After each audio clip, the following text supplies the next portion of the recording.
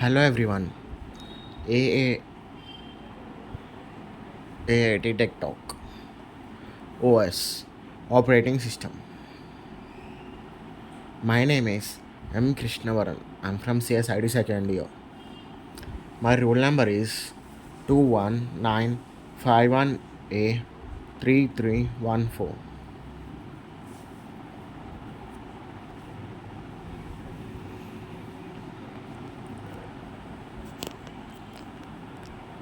My topic for Tech Talk is managing state.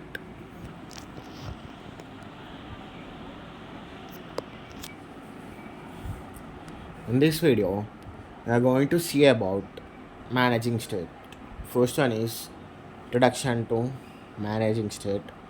Second one, state management techniques. Third one, best practices for managing state. Fourth one, debugging state issues. Fifth one, state management in large applications. And the last one, the sixth one, is conclusion.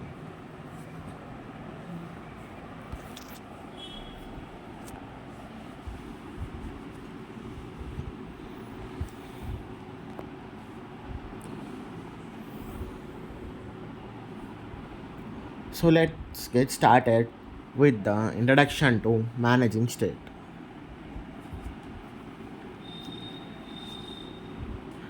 Introduction to managing state. Managing state is a crucial part of software development. State refers to the current condition or data of an application at any given time. It can include user input, server responses, and other variables that affect the behavior of the application.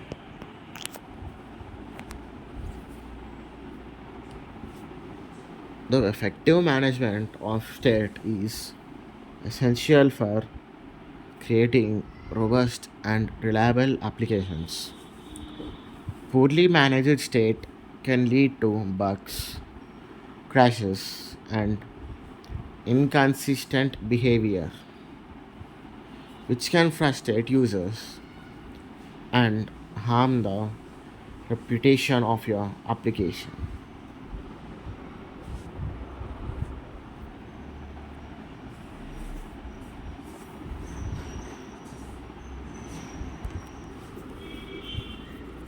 Next one.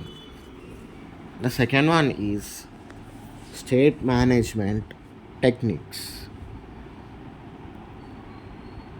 There are several techniques for managing state in an application, each with its own advantages and disadvantages. One common technique is to use local state, which is stored within a component and can be accessed and updated using React's built-in state management system. Another approach is to use global state management tools like Redux or Mobix, which allows you to manage state across multiple components and even across different parts of your application. These tools can be more complex to set up and use, but they offer greater flexibility and scalability.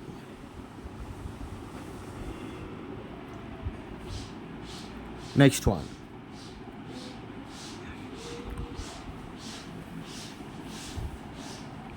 Third one. Best practices for managing state.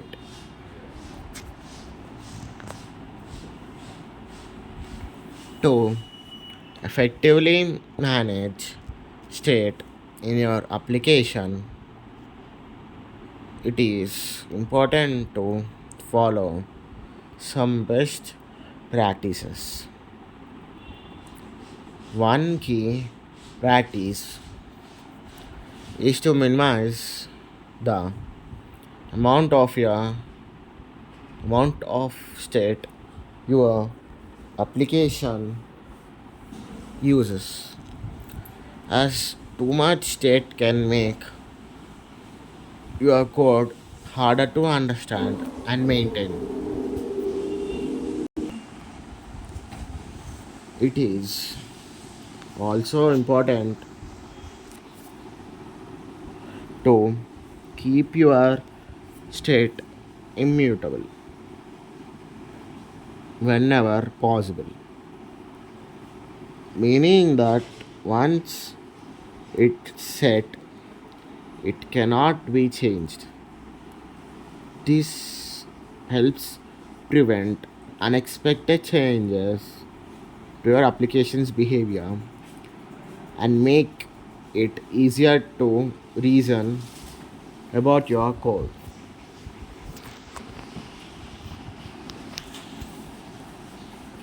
Next one is debugging state issues.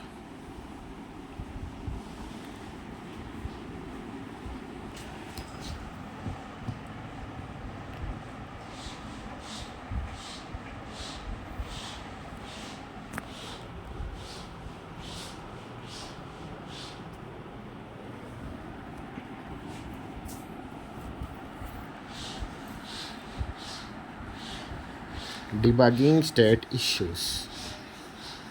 Despite your best efforts, state related issues can still arise in your application. When this happens, it's important to have effective debugging strategies in place.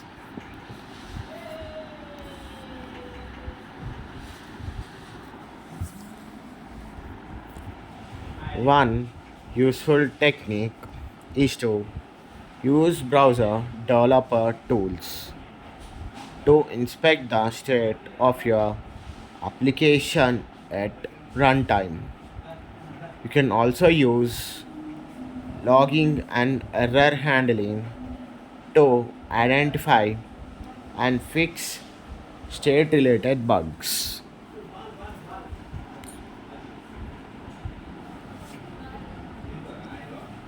State management in large applications.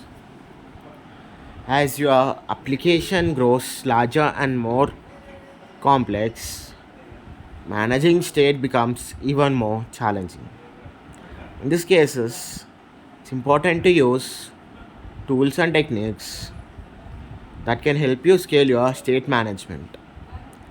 One approach is to use lazy loading, which only loads the states and components that are needed at a given time. Another technique is to use code splitting, which allows you to split your code into smaller and more manageable chunks.